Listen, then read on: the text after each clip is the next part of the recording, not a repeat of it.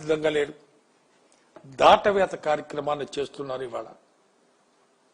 అంటే ప్రజల కోసం కాదా ప్రభుత్వాలు? ప్రజలు మంచి చెడులు ఆలోచించి మంచి చేయడానికి కాదా ఈ ప్రభుత్వాలు ఉంది? ఒకవేళ ఆ సిఆర్డీ అధికారులను అడుగుతుంటే వాళ్ళు ఏ సమాధానం చెప్తున్నారో తెలుసా? మేము మా పయ్యాళ్ళకి చెప్పాలండి. పయ్యాళ్ళు ఎవరికి పయ్యాళ్ళకి చెప్పేటట్లయితే వీళ్ళెందుకు రావడం రైతు దగ్గరికి?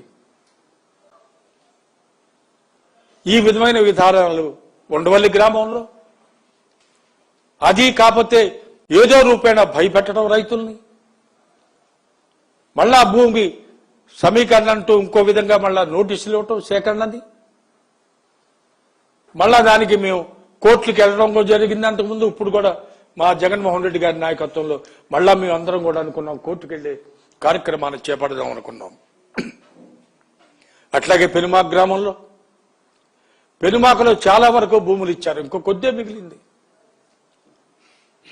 మీరు ఫస్ట్ టైం పూలింగ్ అప్పుడే చాలా మంది ఇచ్చారు రైతులు, మిమ్మల్ని నమ్మి ఏదో ఉద్ధరిస్తారు, రైతు జీవితాలు ఏదో బాగుపడతాయి, మీకు ఇస్తే మాకు చాలా ఉపయోగపడుతుంది అనుకునే ఉద్దేశం చేస్తే మీ మాటలు నమ్మి మీకు భూమి ఇస్తే ఆ రోజున ఇంతవరకు రైతులకు ఎక్కడైనా మీరు ప్లాట్లు ఇచ్చారండి?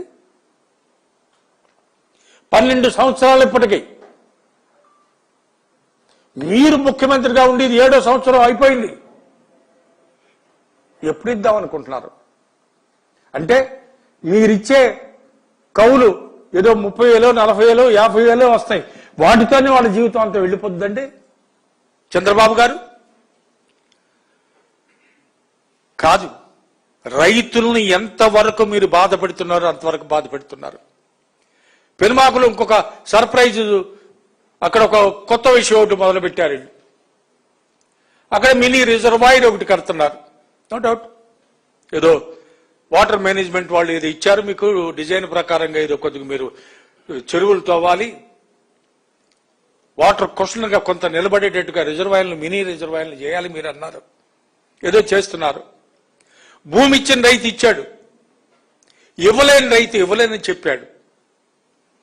ఆ రైతుకి వీళ్ళు ఏం చేస్తున్నారు కొత్తగా? ఆ రైతు ఇవ్వని ఎకరం చుట్టూతో మొత్తం ఇచ్చిన వాళ్ళ రైతులందరి భూమి తవ్వేశాడు. ఇది రిజర్వాయర్ కింద నియర్లీ 15 నుంచి 20 అడుగుల వరకు భూమిని తవ్వేయడం జరిగింది. మా కర్మగాలి అనుకోకుండా మొన్న వర్షం రావడం, మొత్తం నిండిపోవడం. ఇంకే దాని మధ్యలో ఉన్న ఎకరం ఇది నల్ల మట్టితో కూడుకున్నది కాబట్టి ఎర్రడేట్ అయిపోతుంది, మొత్తం పడిపోతుంది కిందకి, రిజర్వాయర్లో పడిపోతుంది, ఇక భూమి లేదు అక్కడ. అంటే ఆ విధంగా మీరు రైతును మీరు కష్టపెట్టదలుచుకున్నారా?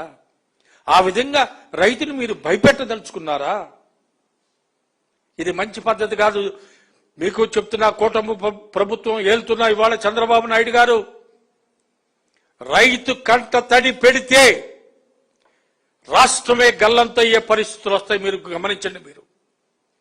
మీరు అనుకుంటున్నారు మీరు వీళ్ళు రైతే కదా, వీడు అమాయకుడు, నమ్మి మమ్మల్ని ఇన్ని వేల ఎకరాలు ఇచ్చారు, వీళ్ళని ఏం చేసేయంటి, ఇప్పుడు కౌలుకి ఇస్తున్నాం కదా, వాళ్ళు ప్రతి సంవత్సరం కౌలు ఇస్తున్నాం కదా అనుకుంటున్నారు. దాంట్లో కూడా కొంతమంది ఉన్నారు,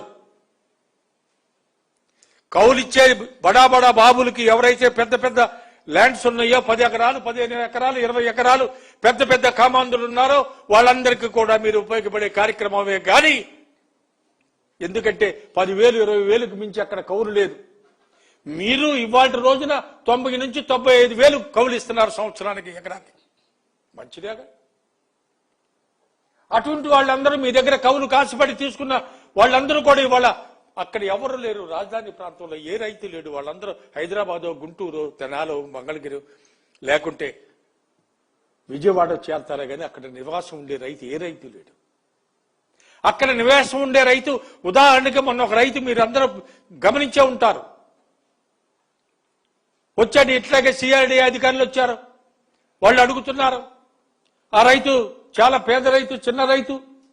అయ్యా మీకు ఇచ్చాను నేను భూమి, నా భూమి అడిగారు, భూమి ఇచ్చాను. మళ్ళా మీరు ఇచ్చింది అక్కడ నాకు గుంటలో చూపిస్తున్నారు. ఆ గుంటలో నేనేం చేయాలి? వ్యవసాయం చేయాలా? ఆ గుంటలో వ్యవసాయం చేయనా? అదే కాదు, నేను ఉంటున్న ఇల్లు కూడా ఏదో రోడ్డుకు అడ్డం వచ్చిందని చెప్పారు. అది కూడా ఇచ్చాను కదా మీకే. మీరేం చేశారు? ఇవన్నీ తీసుకొని నాకు ఏది లేకుండా నేను అడుక్కుని అడిగితే సమాధానం చెప్పేది నాదుడు లేక ఆ పెద్ద మనిషి, పెద్ద రైతు గుండె ఆగి చనిపోయాడు అందరి ముందే. రాష్ట్ర వ్యాప్తంగా కూడా సెన్సేషన్ అయిపోయింది. ఒక సామాన్య రైతు ఆ విధంగా ప్రభుత్వం చేసిన ఒక తప్పిదానానికి ఆ విధంగా తన ప్రాణం పోగొట్టుకున్నాడే. ఇంకా ఎంతమంది రైతులు చనిపోవాలనుకుంటున్నారు? ఎంతమంది రైతు జీవితాల్లో ఆటలాడదాం అనుకుంటున్నారు వాళ్ళు ఈ ప్రభుత్వం? వాళ్ళ ఒక్కొక్క రైతు గాథ వింటుంటే ఒక్కొక్క స్టోరీ లాగా ఉంది. ఉదాహరణకి మా రైతు శంకరని ఇక్కడే ఉన్నాడు, ఎర్రబాలెంలో పూలింగ్కి ఇచ్చాడు మీకు కొంత, ఇవ్వలేదు, భూమి ఇవ్వలా మీకు, తన దగ్గరే పెట్టుకున్నాడు. ఆ కక్ష మీకుంది. అంతకుముందు వర్షాకాలంలో పెద్ద వర్షం వస్తే మొత్తం అంతా మునిగిపోయింది కదా, పడవలేసి తిరిగే పరిస్థితి వచ్చింది కదా. అప్పుడు వీళ్ళు అక్కడున్న వాటర్ని అవుట్లెట్కి మార్గం లేక హైవేని బ్రిడ్జ్ చేశారు. అది అందరికీ తెలుసు. ఆ బ్రిడ్జ్ చేసిన టైంలో ఈయన పొలం అంట వచ్చింది, పొలాన్ని మొత్తం దాన్ని కాలువలాగా మలిచేసి తీసి పారేశారు. ఆ రైతు దాంట్లోనే పంటేసుకుని పండించుకుని తన జీవనాధారం గలుపుకుంటాడు. ఏమైంది అది? ఎన్నిసార్లు మొరబెట్టుకుంటే ఒక కాంట్రాక్టర్ దగ్గరికి పంపిస్తే వెళ్ళి అతని కాళ్ళు పట్టుకుంటే వాడిలో కొంతవరకు మెరకబోసాడు. తీసిన మట్టి అంతా అమ్ముకున్నారు. ఇంకో పెద్ద ఇది, ఆ చెరువుల నుంచి మట్టి ఎట్లాగో అమ్ముకుంటున్నారు. మట్టితో పాటు ఈ డెడ్జింగ్ చేసి శాండ్ కూడా తీస్తున్నారు బయటకు. ఆ శాండ్ కూడా అక్కడ స్టాక్ ఉంది వాళ్ళు, మేము మనం చూసాం.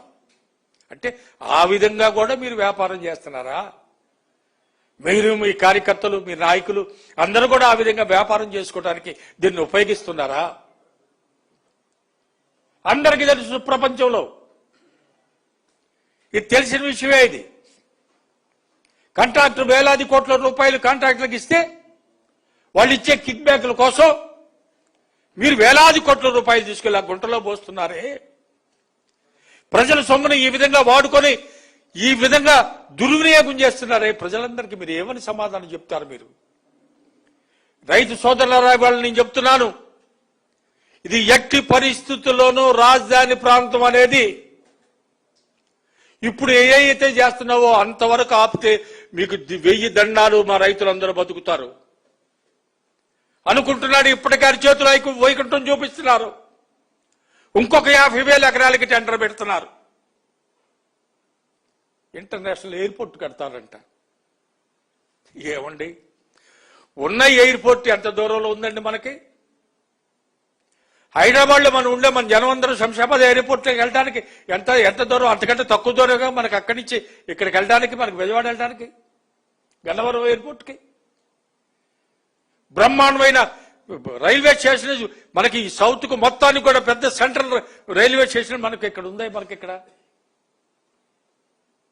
కాబట్టి ఇంత దుర్మార్గంగా వెళ్ళటం మా రైతు వారి అందరికీ కూడా బాధ కలిగించే విషయం.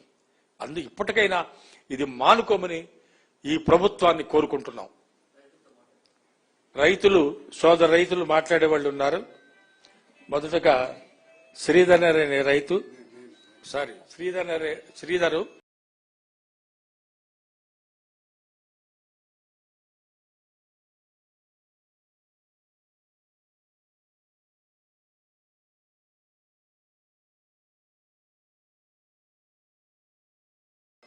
ఉండవల్లి నుంచి తనకున్న బాధ చెప్తాడు.